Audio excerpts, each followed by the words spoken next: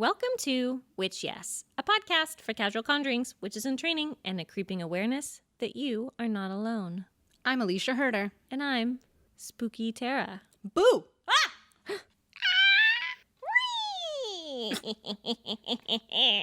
I thought that was a cat, and then she transformed into a witch, and it was like pretty magical. I'm a McGonagall. And just scary. What am I going to do about Still terrifying. She's half transformed, half cat, half human, all titties. All titties. She's got 8 of them. What's the thing all of those have in common? Just titties, baby, titties. Oh, God. Okay, we got to start the show. Okay. On today's episode, we ain't afraid no ghosts, witches in the news, and a communication spell for witches playing the long game. The long game. The long con. That's what it sounds like. To be determined.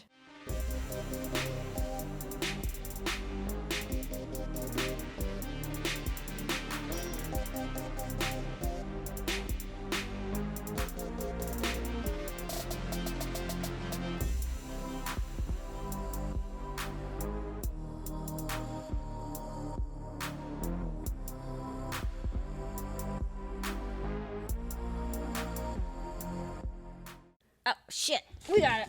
Scramble. Quickly. My phone. I'm going to have to ask Tammy for a new phone for you for your birthday. She basically Rice threw Krispies. that. Yeah. This is the top. This came up on Monday. All right. So today's Apple Podcast review Of the day. of the bi-weekly. Yes. Please proceed. Is by AL Mac 13. Okay. Amusing and you learn stuff. Enjoy listening. I recommend it to 2 friends and I hope they listen. I agree. Nuts and banana bread are gross. Thank you. You win. I only want validation. It's the only way she knows how to be. Please. Every fucking comment should be like, this is a way I can validate Alicia. How can we do that? So banana bread. I hate also tea. Hating tea. Horses. Terrifying. Horses are so scary. And goo. Goo is just, now I don't know how I feel about goo. We've talked about goo for so long, it's lost its meaning to me. I have no idea. I'm thinking Flubber, though, and I do like Flubber. He could dance. He could dance. He was see-through, so you know he wasn't hiding any secrets. Yeah. And he was just a man who loved women. He really was a player. Yeah. Do you remember he made all those other Flubbers? That was the part I didn't like. Really? I did not like, I was like, the multiplying this is Flubbers. amazing. No, that was not my jam. I was like, this is disturbing. what about it? I don't know. It's kind of like, it reminds me of like semen, and that, you know, you just get the goo and then there's like 5 million goos in the goo. Yeah. Multiplicities. No, it's disturbing. I mean, that makes sense to me because you're not a fan of space or black holes. And so like complex multiplicities, I assume, are overwhelming for you. That's a good diagnosis. Am I your therapist? I am terrified of Give me space. money. Give me money. Okay, so thank you, Al. Mac. 69? What was it?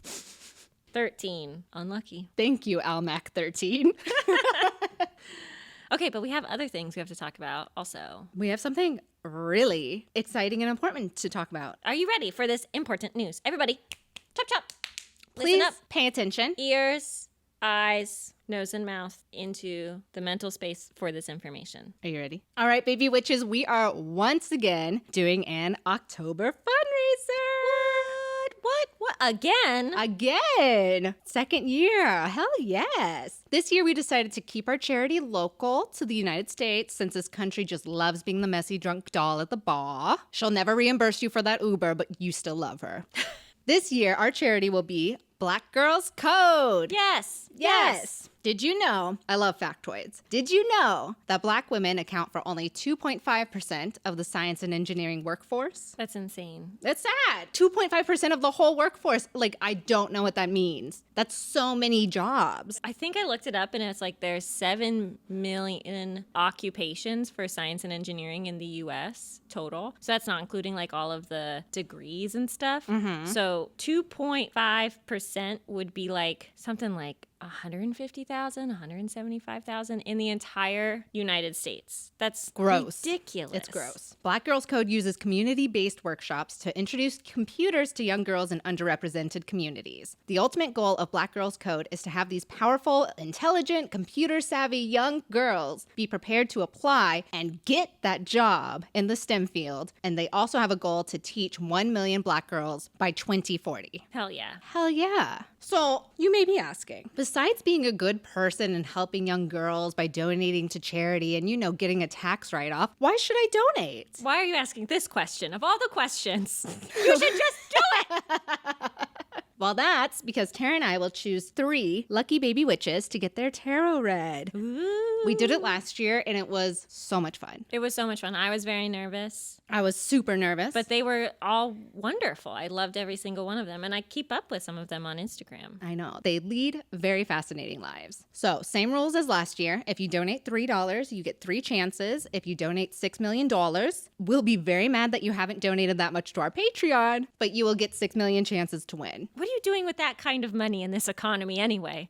Just stashing it. Who have you exploited? Just, whatever. Everyone. Just everyone. It's fine. All we need from you is that when you make the donation, to take a screenshot of it. That was my screenshot noise. You can send that screenshot to us on Facebook, on Insta, or even at witchyespodcast@gmail.com. When we have that information, we will put your name and amount in the raffle, and maybe you can be the lucky baby witch that we get to meet this year. Yay, please. Please. And we so hope that your tarot reading goes way better for 2021 than it has been for 2020. Yeah. We can stack the deck. We'll stack the only good cards. Only 10 of cups. Yes. Only good things. No swords. Throw No away the swords. Out of here. Out of here. You can donate by clicking on the link in our show notes, or the link will be available on our Instagram page and our Facebook group. Yay. Yay, we're so excited. We'll end the fundraiser on midnight of October 31st and reach out to the lucky winners after that. Come on, guys. It's for the fucking kids. It's for the children. It's for the children. How many times do we have to bring children to you and ask you to give them money? Just twice now. Just twice. So the reason we do this in October is because... my birthday's coming up. Yes, and... yes, and. Yes, and. I'm yes-anding that. Thank you. But also because it is our 2-year anniversary Hey! of making this show. That's crazy. Time is an illusion, but I feel its weight like an ever-present boot on my neck. Just like an anchor weighing me down. Yeah. And 1,000 fire ants in my eyes and in my mouth. And I can't believe I tricked you into doing this for 2 years. I don't know. I just live in the basement. I come out when it's time to record the podcast. I have a great time. Crawls out. Crawls out. And then she puts me back in, and I see her in the next 2 weeks. Mm-hmm. What a crazy time to be alive. Look at this. Look behind the show. Look at this secret. Behind the curtain. Yeah. Seeing how the sausage gets made. So let's just roll right into it. Today we are going to talk about ghosts. Ghosts. Boo. Have you heard of these? They're around. Allegedly. They're allegedly around. At any moment, you're always being watched. Well, I feel like if you listen to this show, you know ghosts are real because we had one on the podcast. That's true. It was kind of like a defining factor of what got us past the 3rd episode. Because we were just so scared. We had to continue. She could kill us. This is her path to the afterlife. And if we don't continue this podcast, Citrine is just raked back down to hell like many fall leaves by the devil. What do you think Citrine is doing now? Well, the girl that moved into my room after me left, so I don't think that she had anyone move in after her. So Citrine just occupies the whole room. I think she might have her own bedroom now, like a big Which is girl. really what she wanted to begin with. I mean, that's possible. Yeah. Okay, but I kind of have a ghost story. You do not. Not a spooky ghost story, like a fun factoid ghost story. Okay. All right, I'm ready. So I signed up on this website called boardaghost.com. And allegedly, on October 1st, I will receive a ghost who will live in my house for the duration of October. Like a foreign exchange student from Germany. Yeah, exactly. How why have you done this? Well, okay, one, Miss Tally Gale did it. And so she was like, hey, girl, do this. And I was like, yeah, why wouldn't I have a ghost? Tally. And so Board a Ghost is kind of like an Airbnb for restless departed spirits. That's how it was pitched to me. So that's where I'm rolling with that. They pair selected ghosts with a home to stay in while they complete the last of their earthly business so that they may rest easy in their grave. Do you get to pick the business? Do you know what kind of business this ghost is bringing into your business? Yo, there is not enough information on this website for the amount of information about myself that I gave. So I really have no idea. Like, they're supposed to send us letters throughout the month of October, and that will say, hey, do this, and it'll help the ghost, like, blah, blah, blah. And I don't know if the first letter I'm going to get is, like, anthrax. Like, Oh, my God. I have no What idea the fuck? what kind of mail fraud shenanigans I may have actually signed up for. Oh, no. But I'm ready for this adventure. What if it's like a severed toe? And it's like, you have to bury this man's body slowly over the period of a month. I think at that point I would have to call the police. But you signed up for it. I would have to be like, yo, ghost, I like feel you, but like this should be in a Wendy's, like not in my home. This should be at a Chick-fil-A. Not here. Not here. Not in my palace. We don't do this here. We don't do that here. No. God damn it, Alicia. What if I'm a excited. man actually shows up and he's just covered in flour and he says his name is the ghost? You gave your address. Yeah, I probably give my address for like worse things, you know. It's just the way things are. But in theory, I'll like receive the name of the ghost like on September 30th. And then on October 31st, they will leave my home, whether they have accomplished their goal or not. That's what I've been told. I'll receive letters because apparently they're talking to like some mediums who are writing the letters, transcribing them to send them to my home. Right. Which mediums? I don't know. That information was not given. But it just says you are advised to read these letters as they arrive. The ghost may ask you for help and you are advised to help in every way you can. Yeah, it's just some like Weapons. Nigerian business scam. Yeah. There's no tally. Exactly. She got hacked. I mean, there were like a bunch of questions I had to answer and I like used some, precaution when answering them. Like one was, how many people live in your home? And I was like, no, you don't get to know that information. You are not the census. Do you mind sharing their names, ages, and preferred pronouns? And although it's very nice for the ghost to ask about preferred pronouns, I was like, no, you're not receiving that information. That sounds like, The ghost will find out when they arrive. yeah, how many men with big muscles and knives are at the house that live there now currently? All of them. 100. It's basically a brothel for men with muscles and big knives. Yeah. So That's don't fucking come to Alicia's house with any funny business. So we will try to... Okay. Don't do it. Don't do it. Because I'm going to have a ghost and he's going to protect me. Okay. Or she. Or they. I don't know. I don't know. So it's like a foster dog. Yeah, just for like the month, and then they like go to heaven or hell. I don't know, wherever they want to go. You are the deciding factor. Maybe. You are the Egyptian like soul weighing ceremony of what is heavier, this feather or this heart, and you get to decide. That's a lot of power. Do we get to like take them around town? I don't know. I was told that we need to make like a little space for them. I'm thinking like it's probably like a bed or something, some nice sweatshirt for them to be on. Because I'm assuming ghosts can be big, but then they can also make themselves tiny. We didn't really research. If a genie can fit in a bottle, I feel like a ghost. If a ghost is transparent, does it matter? I feel like it does, dude. Okay. Maybe you could get some specs on this ghost. Yeah. With height, depth. I really should have asked more questions instead of being like, I want to board a ghost. Here's my address. I have quarantine depression. I will do this. I would love a new friend. I really support this. I'm sorry I came at this with such a murder serial killer angle. Yes. That is my own projections, and I'm very happy for your foster ghost. Thank you. And so we'll keep you updated on the Instagram if no. this isn't a scam. Or the first video will just be like someone opening it and it's anthrax and just, that'll be it. Good times. Looking ahead. Looking ahead. Okay, cool. So we're going to keep talking about ghosts and not Alicia's death. Or. Or Okay. So what is a ghost? What are ghosts? ghosts are dead things that return with purpose and desires. Okay. I think that's pretty much it. All right. Skip this. Skip this section. No, so every culture has a form of a ghost, whether they're called ghosts or spirits or even ancestors. And the almost universal belief is that once a person dies, their soul or their inside energy, the like good stuff. The nougat. The nougat of a person. Ew. Yeah. The caramel filling. I like that better. What's on the inside of Three Musketeers? What is that? That's what's inside That's like me. a lot of stuff. Aren't there like crackers in it, like graham crackers? No, it's like a marshmallow fluff. Oh, okay. That's what I got. You're a marshmallow fluff. And you're a caramel. Damn it. What's Maybe inside something you? else. What it would be inside me? Chocolate chips? Ooh, maybe cookie dough. Okay, yeah. Can I be like just cookie dough? Fuck yeah, you can. You can be whatever you want. Hell yeah. This is our podcast.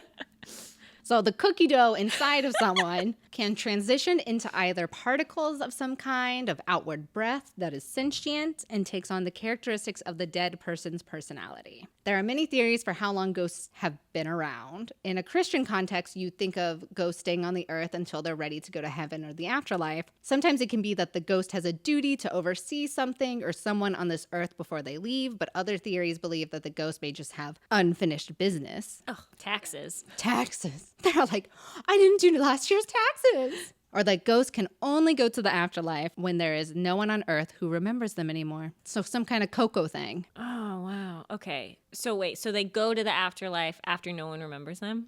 On earth. So all these fucking like My Ancestry, like heritage.com things are digging up all of these ghosts that have finally gotten to party in the afterworld. Oh man, what a bummer. Everyone stop taking 23andMe's. Everybody quit this shit. You don't need to know about your grandpappy. Already sold my information to Google. It is too late. I'm going to have to know about grandpappy. That's it. So ghosts have been around since the Mesopotamia period, which is a very long time ago. I'm not going to do the math. Jokes. Relatives were expected to make offerings of food and drink to the dead to ease their conditions, and if they did not, the ghost would inflict illness and bad luck on the living. That's probably where it was like, oh, well, once you forget about them, you're safe from that ghost. Oh, yeah. You're safe from that ghost. But your mother-in-law's ghost, oh, you better watch out. Sounds like a extortion. This is a mob situation. It is. We're in The Sopranos. They're like a gang, yeah. I changed my whole thing about being able to talk to ghosts. We gotta ignore these people. Forget about it. They're only asking you for food and money. They are panhandlers of the afterlife. Ghosts are even mentioned in the Old Testament. In the book of Samuel, King Saul has the witch of Endor summon the ghost of Samuel. That was a very, what's that called? A little picture. You make a little picture frame. That was a very paraphrased version of that story. That's what I was meaning to say. In Islam, it doesn't look like they have ghosts per se, but Muslims believe or used to believe in jinn, which are kind of like genies. These are spirits that are neither overall good or bad. Each jinn is just different, and they can either be invisible or take on the bodies of scorpions, cats, dogs, owls, donkeys, or even storms, natural weather phenomenons. Wow. Trust nobody. Trust nothing. Don't talk to anything. Unlike ghosts that supposedly take on the dead person's personality, jinn are known for having a lack of individuality. So it's still this kind of like afterlife-y, paranormal thing that can come in different shapes. And normally they have some wisdom or something that they need to communicate to you. Oh, I see. In Buddhism and Taoism, they have a celebration called the Ghost Festival or the Hungry Ghost Festival. The Ghost Festival is on the 15th day, sometimes the 14th day of the 7th month on the Chinese calendar. So everyone get your Chinese calendar out. How am I supposed to know if it's on the 14th or the 15th? I don't know. I don't know. This is what my research said. I don't can't know. Plan outfits for anything. No. This year it was on September 2nd. On that day, the afterlife and the earth opens up, and it is a time for Buddhists and Taoists to perform rituals to absolve the suffering of the dead. Activities include food offerings, burning incense, and burning joss paper, which is like a paper mache of material items such as clothes, gold, and other fine goods for the visiting spirits of the ancestors. Oh, cute. And then for the food offerings, you can make the food and like have a dinner table set for the empty seats of the family members that have passed, kind of like a dumb supper. Oh, yeah. And then there's another festival called the Qingming Festival, which is only about ancestors who have passed. But the Ghost Festival is a celebration for all those who have passed. So it doesn't just have to be for your family? Yeah. Oh, I see. Oh, that's interesting. Which is kind of sweet because it's like, oh, we're recognizing everyone who has passed. I love that. I thought that was cute. I feel feel like across many cultures, there's this idea of our ancestors or our ghosts are hungry. And so we're going to make them like a little meal and they're going to have a little place at the table and they're going to sit with us. Yeah, they're just gonna like eat some food and duck out, and it's gonna be real chill. It's very like hospitable, like hospitality, like very like welcome, come into our home, like have a sandwich, my dude. A ghost bed and breakfast. A ghost hors d'oeuvres. Oh, I love that. And then let's just talk about ghosts and human psychology. In a 2014 BBC article, it said about 75% of Americans believe in ghosts. And in that group, 1 in 5 Americans has claimed to have seen a ghost. Psychologists believe that people who believe in ghosts, me, do it as a way to make sense out of chaos. A death, natural disaster, job loss, black holes, chaos. Flubbers. Flubber. Oh my gosh. There's so much that doesn't make sense to me. It's like a way our brains are trying to figure out the puzzle that is life. But honestly, this should be like splitting up the classroom in half to debate this issue. If so many other cultures have had their own version of a ghost in many random ass places in the world for centuries, I think that ghosts are real and that the universe doesn't make sense. So vote for me, amateur Ghostbuster, in your 2020 election. Write me in. Write her. Do not write Alicia. Do not write me in. She does not want to go to DC yet. You love DC. I love DC, but So what not this yet. tells me Yes. is that 25% of Americans are fucking killjoys and they suck and you shouldn't invite them over to your, what I'm going to call a fun supper. A fun supper where you're very quiet and you don't say anything. My dream. My dream. I'm eating. Takes all social pressure off. Yes. Amazing. So cool. I've convinced you. We believe in ghosts because it's our podcast. So it doesn't matter if you still don't believe. Yeah. We are going ahead with this thought. How do I find a ghost? Where would are you they? find a ghost? Where would I find a ghost? If I wanted to find one, I would an active ghost. Because I feel Versus what? I feel like they're like spirits all around us probably that like don't really feel like they have to pitter patter around and deal with humans. If I were going to look for a ghost that was like active and down to clown, I'd probably go to a cemetery. Ooh, smart. Maybe like an old spooky mansion. Okay. Old libraries for sure. For sure. Books love ghosts. But yes. And ghosts love books. Yes, they're Yes. in love. And I might like, if all these ghosts are so hungry, I might be going to some of these restaurants. I might be dining out looking for ghosts. Like, why not? I mean, I love the whole idea of like, maybe have a ghost just come to you, like in your home. That's pretty nice. You can just sit Mai Tais together, like have a good time, put Keeping Up with the Kardashians on. Tragic that it only has 2 seasons left. Am I right, ghost? And they're like, yeah, so sad. Love this family. An absolute tragedy. Yeah, national tragedy.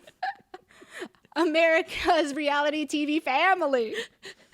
If you don't want it to just happen naturally, you can use Google and look up several places in your area that are believed to be haunted. It looks like most U.S. states have lists of haunted places in them. Lucky for you. These are normally hotels and resorts. And in the South, they can be plantations because tragedy happened there. Yeah. And of course, your local super spooky house. The New York Times came out with an article this past May about people who are quarantining with a ghost. Did you see that when it came out? No, I didn't, but it makes so much sense to me. Apparently, before COVID, people would report ghost or paranormal activity in their home about 2 to 5 times a month. With quarantine and everyone being at home, that reporting jumped to 5 to 10 times a week. That's insane. These occurrences are anything from objects being moved to different places, the hot water being suddenly turned off in the shower while you're showering, bathroom towels being flung on the floor, and the article made it sound like these ghosts are just living their good lives when you're at work, and that this sudden quarantine has been very, very stressful to the ghosts who just love their space. Oh my, it's like cats. It's like cats. All the cats were upset Yeah. when quarantine started. Except you're a cat. She was very happy, but maybe she's upset still. She's kind of like, why are you guys still here? Should we be concerned? Well, are we making money? Do I need to get a job? Other indicators that a ghost may be around you: sudden temperature changes, especially the one where it gets very, very cold, very, very fast. Ghosts require energy when they're present, so they can pull heat from your surroundings, which is why that temperature plunges. Oh, so it's like they're actually absorbing it. They're not Like just a like black hole. The fuck? What? Ghosts are black holes. Oh, man. Artemis needs a job. Things are falling apart. The economy's in ruins. Strange tech glitches is another sign that a ghost may be around. Lights flickering, television turning off and on, your laptop inexplicably dying, like mine has, or having momentary static glitches. There are also paranormal smells, which I don't like this one. The website for the Association for the Scientific Study of Anomalous Phenomena, that's like a fucking mouthful, says that these smells can sometimes be unpleasant, like sulfur, like the devil's in your house. Gross. But they can also be sweet, like a person's cologne or perfume, or even the smell of tobacco. Because you know, those like ghost chain smoking. Yeah, they're like, I'm already dead. What are you going to do about it, That's Pam? true. Cannot get lung cancer now. Gotcha. But if no one in your house smokes tobacco, it may be a sign that you've got a ghost in your home. Dun, dun, dun, dun. Or unless it's you. Unless it's you. Then you should go. Like, wash your clothes. Yeah, come on. Come on, don't be that stinky. Oh, God, what if it's like a frogger? Have you ever heard of those people? Oh, my God. Let's not even. Okay, we're going back. I take it back. I'm sorry. Froggers are so scary. I'm terrified. I'm concerned at all times. Me Someone could be too. here. Look up. She's just up there. Well, especially there's a lot of houses. We're going on this tangent because I've thought a lot about this. There's a lot of houses in Brooklyn, which are cute, like 2-story houses. But there's like that way you can just get under the crawl space. Like someone could be living in your crawl space and you would never know. And then normally like the crawl spaces, some might have a basement and then they're just like in your basement. They come up and they eat your food and Yeah, and you're hauling sleep in your candy. bed. I Yep. don't know. Fuck your wife. They're They're taking over your life, hate shaving with your razor, wearing Yeah. your shoes in your house, Yeah. kissing your kids on their way to school. just assuming the identity of you. Please call me Terra. Please call me daddy.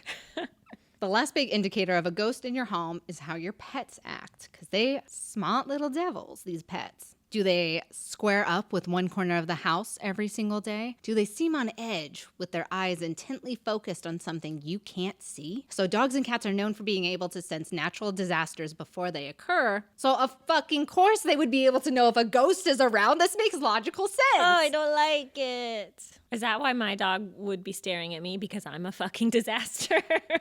It's just like, wow, my mom's a mess and I really like her, but I hope she knows that I'm going to pee on the carpet in 2 minutes. I am a ticking time bomb. If your house unfortunately doesn't have a ghost and you want to go to a place that has ghosts, I thought you were like, if you want to make a ghost, this is how you kill your roommate. no. Okay, sorry. Not exactly. If you want to go ghost, I don't like the word ghost hunting. I think it's kind of rude. I feel the same. Yeah, ghost busting. I think that's fine. A ghost safari. A ghost safari. If you just want to see ghosts in the wild, this is what you need to do. There are rules. You got to be prepared, dude. Just like a Girl Scout. Make sure you have a pen and paper to write down any notes. Remember, your phone and electronic devices may not work. It's always good to have a flashlight. Make sure you have a flashlight. Like really fanny pack with everything in it. Band-Aids, just to be safe. Hell yeah. Wear comfortable shoes and wear a jacket. It could get really chilly. And then if the ghost ends up being some kind of Scooby-Doo monster, like you need to be wearing comfortable shoes so that you could run away. Yeah, this is not the time for your flats. This is not the time for your high heels. No. You are not Daphne. Fashion from that time. Women were expected to do so much and they're out like looking for ghosts. It makes no sense. Do your research. If the haunted place has been traversed by other ghost hunters, ghostbusters, and paranormal enthusiasts before, make sure you read what they have to say. Don't be like, whatever, these crazy people. They may tell you things to look out for, like a candlestick moved in the dining room or I heard footsteps in the basement. If it's an abandoned place, their notes may even include places inside the building that you like really shouldn't go into, like the floorboards are rotting or there's a door that if it closes, you'll be stuck in that room. Like, That's important information. read the notes. Read the notes. Never investigate alone. Because if you go missing, who's going to call your mom? Not you. You'll be dead. You'll be dead. And your phone might not work. You know, you need a buddy. Always have a buddy. Always ask permission. Like if it's on someone else's property, like a shady barn or something, you know, like those barns in the Midwest, mad spooky. Oh, hell yeah. I mean, ask for permission because you don't need the owner of the house to show up with a gun and then you're dead. You know, it's not good. A lot of... Oh, excuse me. Oh, there she goes. Hello. The Frogger. It's me, the Frogger. My name is Tabitha. No. All right, I killed her. Dead. But like a lot of these like really famous haunted houses, so like from like Amityville Horror and all that stuff. Like those houses actually exist and people live in those houses. And there are so many times where people are like, oh yeah, I like bought this house not knowing it was from the Amityville Horror. And now people just come and look in my windows during dinner. And That's it so fucking weird. sucks. So like be aware and be courteous. Like just because you're out here looking for ghosts doesn't mean that you get to harass nice families. Who are just trying not to be harassed by a ghost. Yeah, they have to live with the ghosts already. So boundaries are already being crossed. And you, as a flesh person, don't need to be doing that. Yeah. So unless you're selling Girl Scout cookies or working for the census, do not go to people's places unannounced. Announce yourself. Hello! Announce yourself. Get permission. I'm here to look for ghosts. And then they can yell, go home. We don't want you here. And you'll be like, okay, thanks. And then But you it have was to- actually the ghost saying that. Fuck, man. Dun, dun, dun. Dun, dun, dun. And last, be safe and cautious. No one likes inviting over that acquaintance who walks in without taking their shoes off and goes immediately to the fridge and eats your food that you've been saving because those Korean leftovers are delicious. Oh, so good the second day.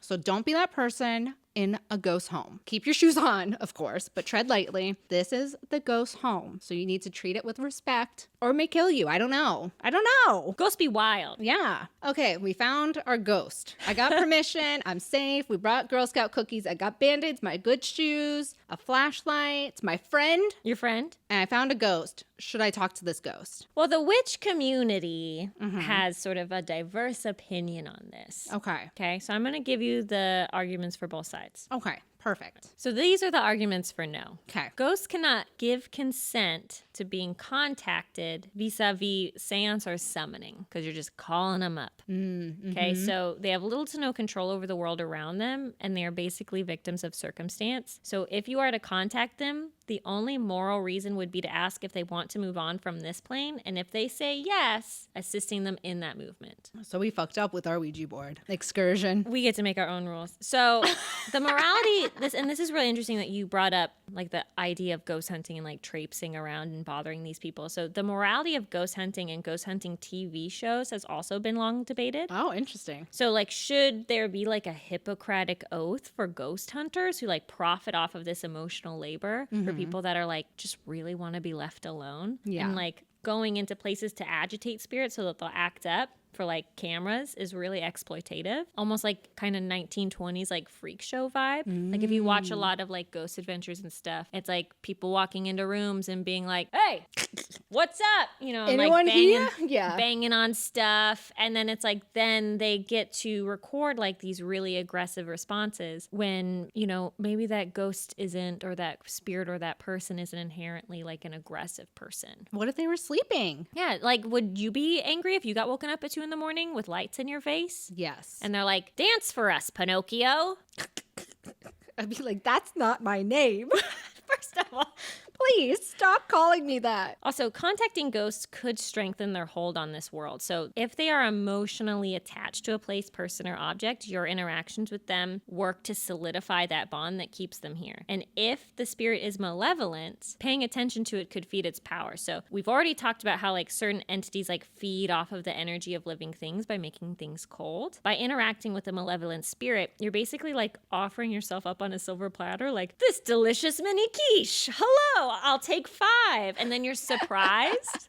Like, what? Spirits are said to be attracted to the intense energy of kids age 11 to 17 when we're at like our most emotionally volatile and we love MCR and we just hate our fucking dads. Yeah. And that's likely because our negative energy is just like, oh, so scrumptious. It's like, yum, yum, yum, yum. little yum. treat. So if you're looking to create maybe a more like harmonious connection or like bringing down this energy of a malevolent spirit so that they can move on, like giving them a lot of attention could actually be counteractive to your goal. These are the arguments for yes. I mean, the arguments for no were very strong. So I'm excited for the arguments for yes. Ignoring ghosts is rude. They're here. They're here and they're talking and they have political ideals. Listen. They don't get counted on the census. Like, you have to pay them some respect. So can you imagine being vicious? This is what I wrote. Can you imagine being viciously murdered by your mom's new husband so that he can inherit her riches? And then you're trapped as a ghostly apparition in the house you were murdered in. And then, on top of that, you have to watch for hundreds of years as your murderous stepdad and his descendants live out their happily ever after, and they don't even have the decency to acknowledge you when you throw a teacup across the room? Can you imagine? They're just like the fucking 25% who doesn't believe in ghosts. And they're just like, earthquakes. Windstorms. Crazy. Crazy. It's just a little tornado in my living room. Just another day in North Dakota.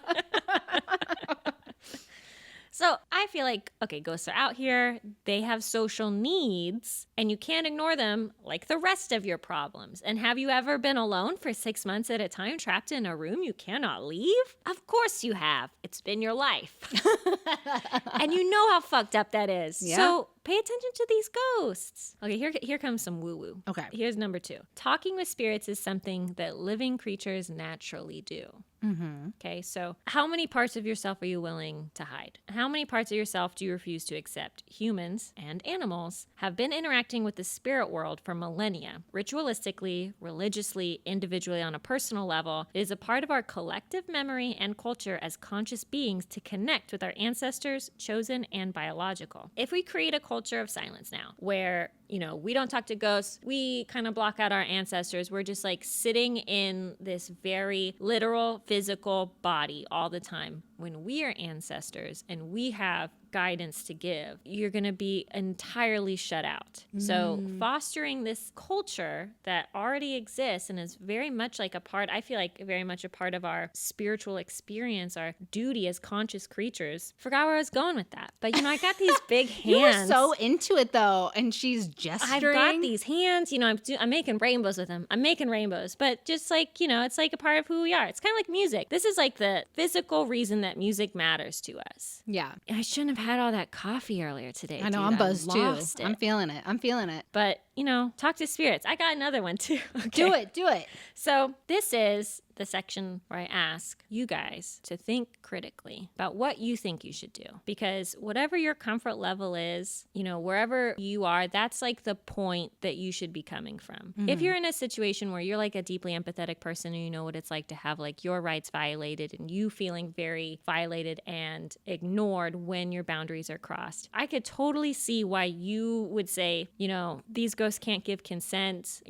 They deserve the right to privacy. I don't think it's right to talk to ghosts. I'd be like, that's totally cool. You don't gotta do nothing you don't want to do. If you are a person that has like a big open heart and a need to connect, I'm thinking ghost talking right up your alley, my friend. So hit up that cemetery. No matter what, I would say always be courteous, kind, and respectful. If things start to get hairy, ask for help. And when you're dealing with spirits or anything else that's non-physical, always, always, always cleanse and ground before and after. It's kind of like sex. You pee before, you pee after. It's kind of like working out. That's true. You limber up and you stretch down. That's not what you call it, but you know what I'm talking about. I know what you're talking about. Sports. Balls. Balls. Okay, so we have ghosts. We have ghosts. And They're here. We believe them. We believe them. We know they're here. Believe ghosts. Whether you want to contact them or not, that's on you. How did these ghosts fucking get here? So I went through 3 pages of the Google, Man. and there is not enough information about how to become a ghost. But I found one YouTube video, and it listed like 4 ways that you could become a ghost. Okay. And here we go. You could become a ghost, possibly, by the excessive griefs of the loved ones you leave. So the more crying, the better chance I get to enjoy more hanky-panky on the Earth ghost world. Hanky-panky? Yeah. Is that the word the ghosts are using? I don't know. They're You old. know, the hanky-panky, like, hanky-panky sounds like the, It is. It's the poontang. I don't know if ghosts would be thinking about that. It's I don't a Jimmy know if they can John's. do that or not. Oh, have you ever heard Madonna talk about that one time she got fucked by a ghost? Is this some like astral plane shit? She said it's the best sex she's ever had. I believe that. But yes, so I love her. make my family grieve for me. Yes. Deeply and woefully. And then we have one quote. Can't say the name.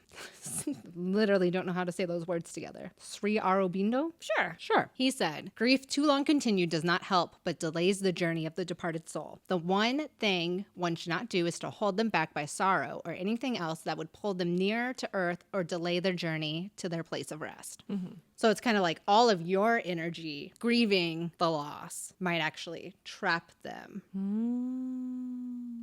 Because you kind of project your unfinished dealings with this person onto their spiritual So whatever. it's like a ghost unfinished business. Doesn't just have to be their unfinished business. It could be yours. Also, Exactly. that makes sense to me because we're always like fucking casting like psychic cords into people all the time when we have emotional dealings with them. And we just like put these hooks into them. That makes sense if a hook is deep enough.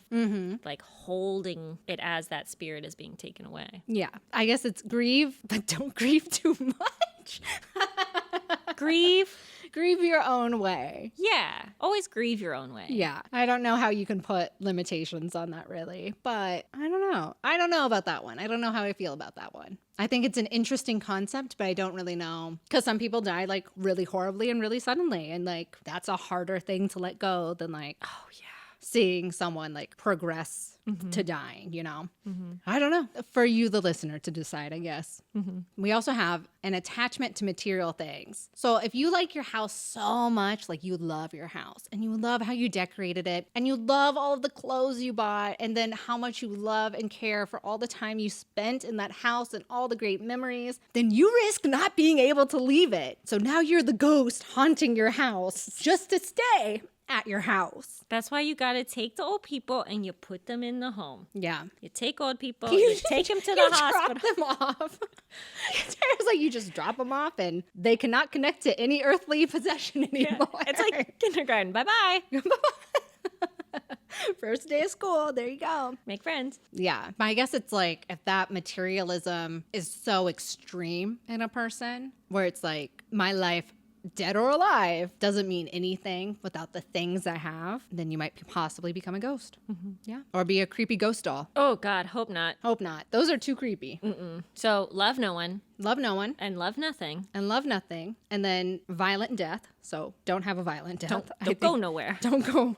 Stay in your house. But it's saying dying with a turbulent state of mind is like being sucked into a kind of vortex. And now, since that person cannot find a sense of peace because their last moments were horrifying, they are stuck as a ghost until they can calm their own soul. So that's the whole idea with that. That makes sense to me. That also might tie into the deep grief of someone too. Yeah. Because if you're also being pulled by other people who are feeling like that kind of grief as well, like horrific grief, then you might be more willing to be like, I'm a ghost and I'm gonna be a nasty ass bitch. Yeah. I'm going to punish you and everyone. Yeah. And then the last one is unfinished business. Like Casper with the treasure. What was the treasure? Spoilers. What was the treasure?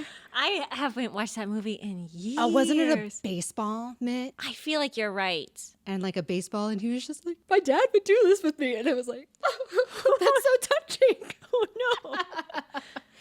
So if a ghost has unfinished business, they might stick around to make sure that business gets finished. And it's your moral job To if help a ghost them. comes to you, hat in hand, says, I got business and I ain't got no business. Business in my business. You say, of course, oui, monsieur. We will help you. Okay, to piggyback off of that, just to close our segment on ghosts, I want to talk to you guys about a prevailing theory Okay. about the We supernatural. love theories. So up until this point, we've been speaking, I'd say pretty exclusively about sentient ghosts. So ghosts that got ideas, and they got ideas about how to get their ideas into the real world.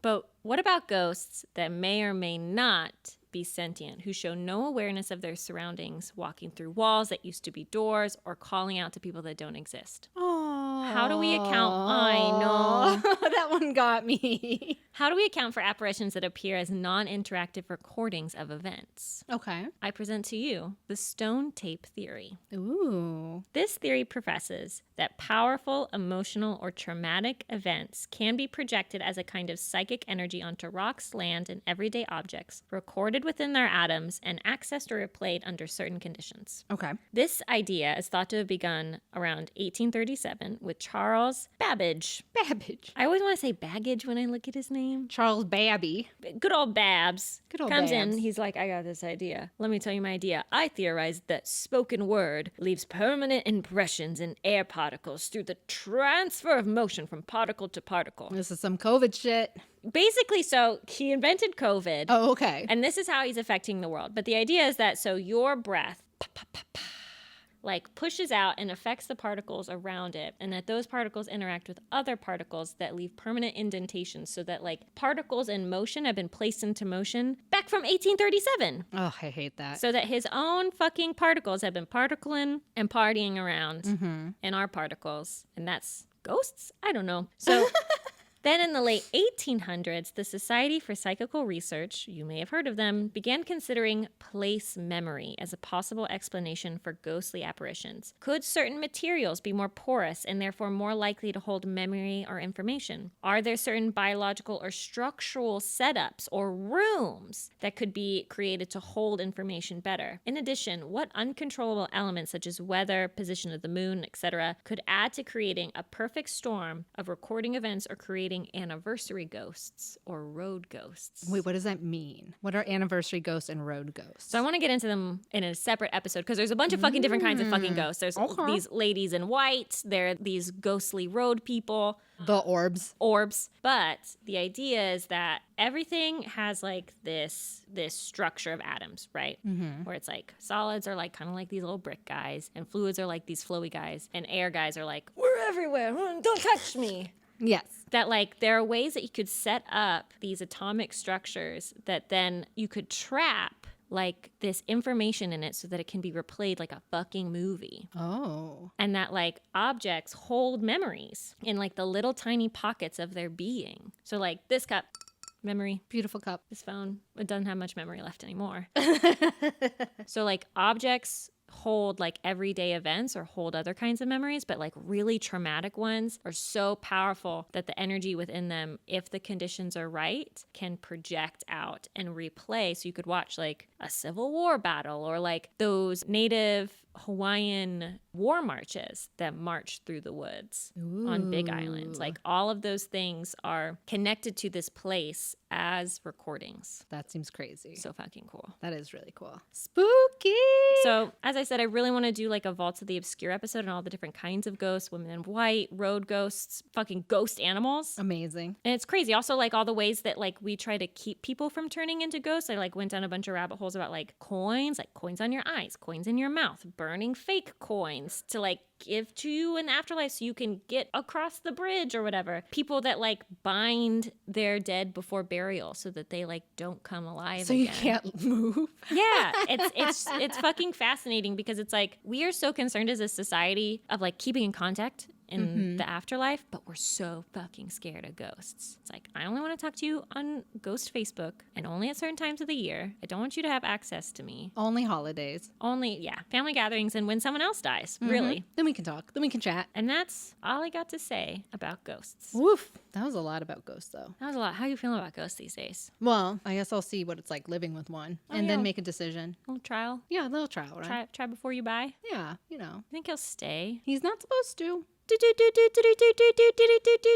Witches in the news. Witches in the news. Oh, witches in the news. It's witches in the news. She's got news for you, motherfucker. Brother, sit down. You're not my brother. Witches in the news. I love it. I love it. First on the docket today, Portland protesters, the Witches. Yes. We are looking at a group of peaceful protesters based out of Portland called the Witches. Hell yeah. Since this past spring, the Witches have regularly provided aid, including food, beverages, and medical supplies to activists marching for police reform and racial justice in Portland. And as the Oregon wildfires have led to massive evacuations, the Witches traveled to Molino, Oregon, and gave some of their supplies to firefighters and evacuees. Hell yeah, go Witches. The Witches group and other protesters are saying that this redirection and helping people is what protesting is all about. That's always been about helping their community when someone is in need. And now that the air is more breathable and some of the fires have died down, the Witches are back on the streets of Portland protesting against police brutality. And what a timely life to be living, to be protesting that. For a time period to be protesting. Up next, guess what, Witches? November 3rd is Election Day in the United States. Are we pumped? Are we scared? All of it. All of it. Another chance to remind all of the United States baby witches, see how I tied that in? This sucks to suck. Here you are. We trapped you. That a very important election is underway. So we got a few points we need to talk about. We got to register to vote. We know this. We got this. We did it. Excellent. You need to check your voter registration. Like, legit check it at least twice, which I know sounds insane because you're like, I already registered. Like, I know, I'm good. But this election will be happening while Mercury is in retrograde. So we know this is a time with many technical difficulties and faults. So just double check your voter registration. It's very, very important, just in case. Just do it, guys. Just do it. You can do it online. Exactly. It's so you don't have to leave your home. That's the best part. Let's talk about these mail-in ballots, because it's a lot, and I'm sorry. But let's talk about them. If you're doing a mail-in ballot, make sure you read all of the directions clearly. If you cannot read, do not do a mail-in ballot, because you will do it wrong. Yes. Thank you for listening to our podcast. But mail-in ballots might not be for you. So mail-in ballots are kind of like taking a multiple choice standardized test where the ballots only accept certain ink colors, like SAT, ACT level bullshit. Legit, make sure you are filling out the ballot using the correct ink color. Very important. Don't forget to sign your envelope. Every state requires a voter to sign an affidavit on the outside of the envelope to confirm their identity. If you don't put your signature here, it goes in the trash. And this is the most common reason for rejection. Which we're not going to do this year because you're going to sign it. Exactly. Because you know. But how frustrating to be like, okay, I did it. I put the stamp on it. Actually, it probably comes with free stamps at that point. Send it in the mail, drop it off, everything's on time, and then you don't sign the envelope, so it just goes in the trash. Like, they don't even open it. Crazy. You have to use the signature that the government has on file for you. So you know, like how on your driver's license you have your signature on it? That is the signature that you need to put on the mail-in ballot and on the envelope. Like, seriously, do not do your doctor's signature where you read the first letter of your name and then it's illegible, because unless that's on your government issued ID or license, they won't count it. This is not the time to be fancy. You are not a celebrity. Like, please do not play with like a new signature style. Like, not good. And I know it's annoying because you're like, well, now I'm used to it. The doctor signature is my signature because I am too good for signing most things. I get it. I totally get it. Like, mine includes a heart and a star above the eyes, and those shapes would need to be on there. That's on my government ID. It would have to be on the front of my envelope in the mail. Alicia, heart, Alicia, star. Gotta be there. It's gotta be there. It's gotta be similar to your government issued ID. Some states may require additional documentation, and this could be from having a signature from a witness or even including a copy of your photo ID in the ballot. So like I said, it is very important to read everything on the ballot to make sure you don't miss any of the requirements. And then last, for mail-in voting, make sure you send your ballot in early. The post office recommends sending it in a week before election day. I, podcast host, recommend sending it in 2 weeks before the election, just in case. Absolutely. The earlier you can get that bad boy in, the better your chances that it will make it on time. You have to know, my mother, who lives in a suburb of Dallas, Texas. I love her. An absolute gem. Amazing. A beautiful diamond. Great body. She, I mean, it's not a lie. So she tried to mail in her utility check for, I think it was electric. Yeah. This is an office that is in her own town. It took a month. That's crazy. To go from the post office to another office in her town. Fucking mail in your ballots today, guys. Like, shit. So don't be playing games and wasting time. Just get it done. This is not your taxes. This is the government. Yeah. Okay, if you are going to vote in person, check your state's early voting dates. We, the human species, love leaving things to the last minute, but you may risk like really long lines on election day. The more people who can vote early, the better. I voted in the 2016 election day, like on election day, and I think I stood in line for 20 minutes in LA, which felt long to me, who's used to like speedy fast service. But of course, there are stories of voter suppression where people are waiting for hours to vote. So the sooner you can figure that out, especially remember, Mercury in retrograde's happening through the whole early voting to election day process. The last day is fucking election day. I would just say don't leave it up to chance and like do it on the Saturday, do it on the Sunday, do it up the week leading before. I'm gesturing. You don't understand how serious she is. It's very serious. She's got big hands. Yeah. Some states are voting for senators, so make sure you research everyone who you will be voting for before you get to the polls and write it down. Like, you can bring a cheat sheet, whatever you want. You can always take out your phone while you're at the poll to look things up. But like I said, there may be a line of people right behind you, so you would want to be considerate of your time so that they're considerate of their time, you know. Do the research beforehand. Normally, only good things happen. And One last thing, and this is truly, truly, truly important. I know I made a joke about writing my name in for like the write-in that you have on the ballot, but the race for president of the United States comes down to two people, Donald Trump and Joe Biden. Baby witches, please, please do not write in someone else or write in them. Just choose Donald Trump or Joe Biden. Unfortunately, there will not be enough write-in votes for Bernie Sanders or Elizabeth Warren or Tom Cruise. Tom Cruise? Who's Ted the Zodiac? Cruz? Ted Cruz, the Zodiac killer. Yeah. Yeah. Or even the gorilla Harambe. Your choice is between Joe Biden and Donald Trump. And you need to make that choice. Very serious. Both of the men running for president have huge flaws, totally. But you have to pick one of them. Writing in a third-party person or even like Hecate for president is like super not cute. It's very dismissive and fucking immature. Yeah. And I'm more than disappointed in you.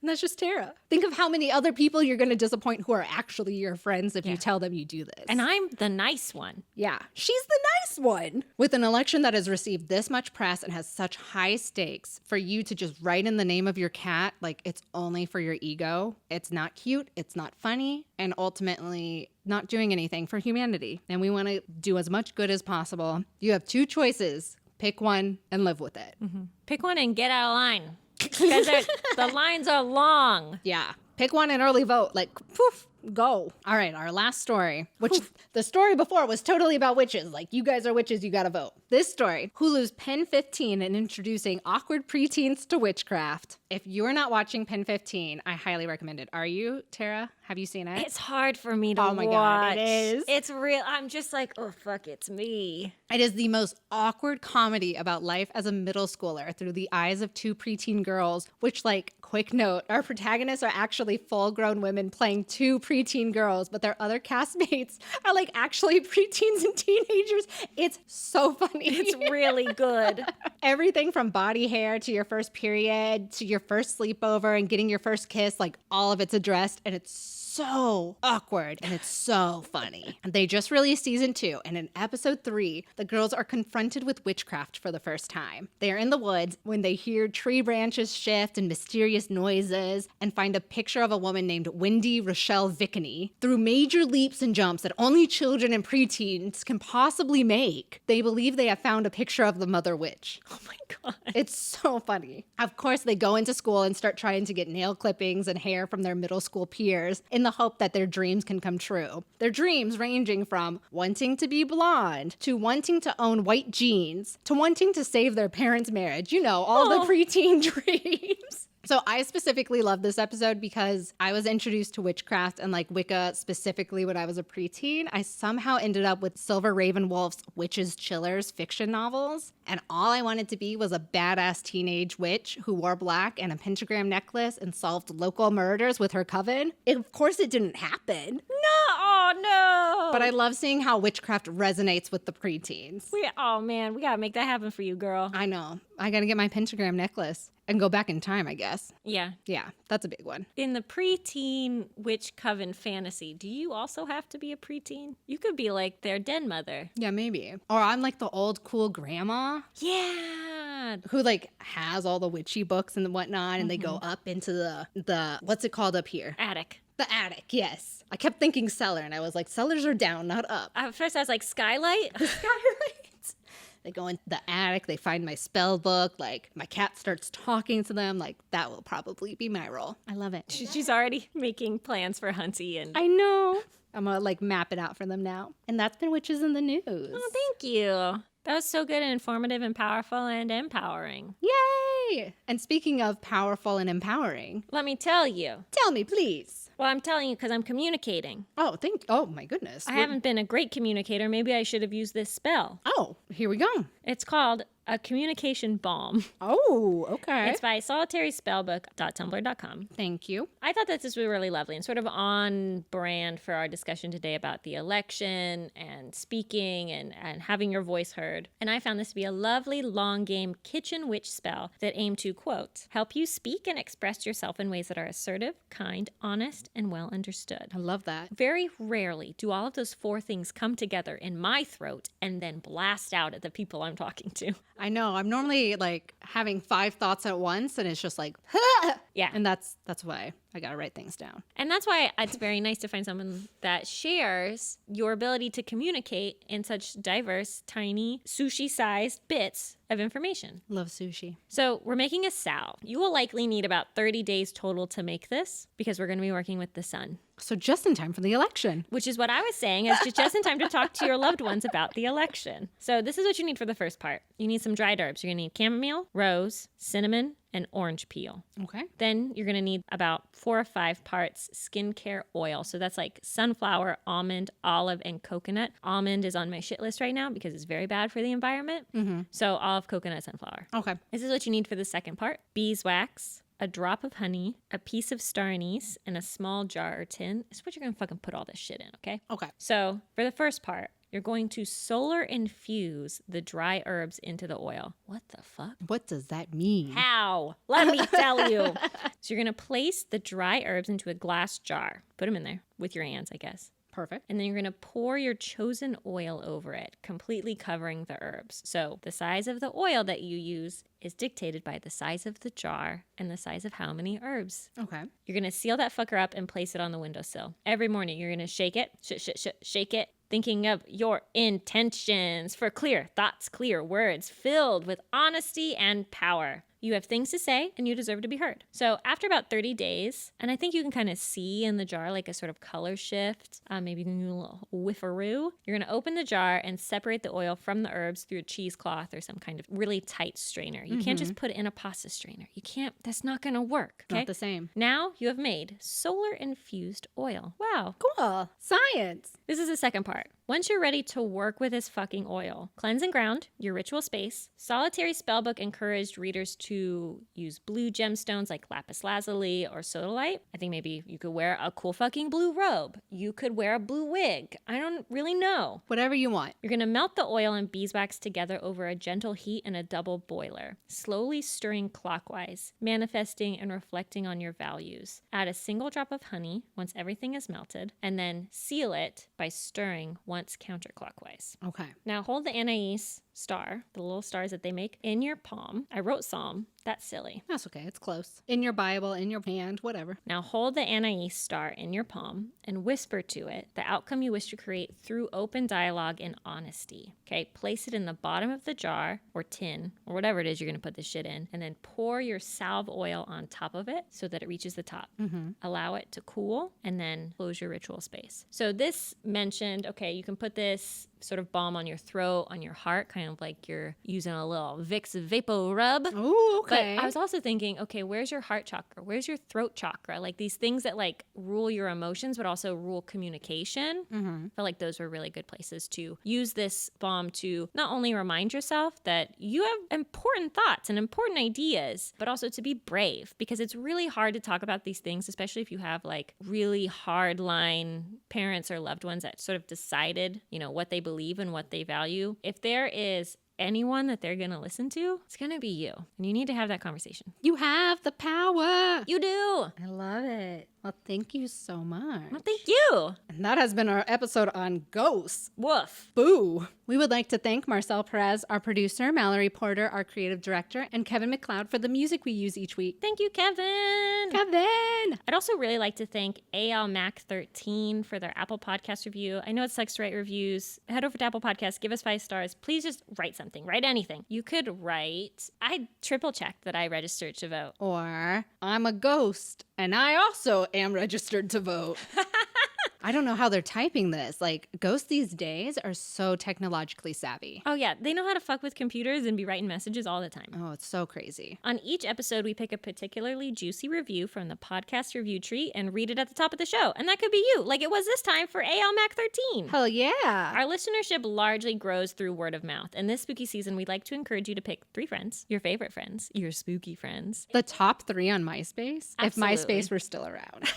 and share your favorite episode with them. You have good taste. We're in good taste. And we're going to make those friends of yours taste really good. What? I don't know. Some episodes are more witchy. Some are more occult. Some are just us talking about how much we hate Nazis. So there's something for everyone. If you want to find me, Alicia, I'm on Instagram at Alicia.Herder. If you want to find Terra, Me? where do I go? What do I do? For onesies, why? I mean, Why are you here looking for me? I'm going to give you my ghost if I hate it. Shit. Well, you can find me on Instagram at Her Lovely Face. That's my art Instagram. And then you can also find my private, my dark secret Instagram at _Little Moss. It's on private right now. So I usually go in and I see if you're following Witch Yes or you're following Alicia. And then that dictates whether or not you get to play in the Playhouse. And we, the podcast, are on Instagram at Witch Yes. Share an episode in your stories, tag us, and we'll feature you on our stories. And if you don't like Instagram, head over to Witch Yes, the Facebook coven. And you can always contact us via email at witchyespodcast@gmail.com. And you can also find us on Patreon. $5 Patreon witches and above are getting 2 extra episodes a month. And $10 and above get our show notes and much, much more. Plus, they're going to get early access to some cool stuff, so look out for those goodies. And of course, we have our fundraiser for Black Girls Code. Make a donation. Like I said, show notes, there's a link. Instagram, there will be a link. Facebook, we'll put one on Patreon as well. Send us a screenshot, and then you'll be entered into our raffle for a tarot reading by Terra and I. Oh, and it's so fun. We hang out. They're like 30 minutes. They're so fun. It's so much fun. And I we love get to it. learn about you. And y'all so beautiful. They're so attractive. Everyone's like so hot who listens to us. Yeah. It's crazy. How? Good genes, I guess. I don't know. To me, I think it has something to do with our voices. Oh, they absorb the sexiness from our voices. Yes. Oh, okay. Yeah. Totes. Well, this has been Witch, yes.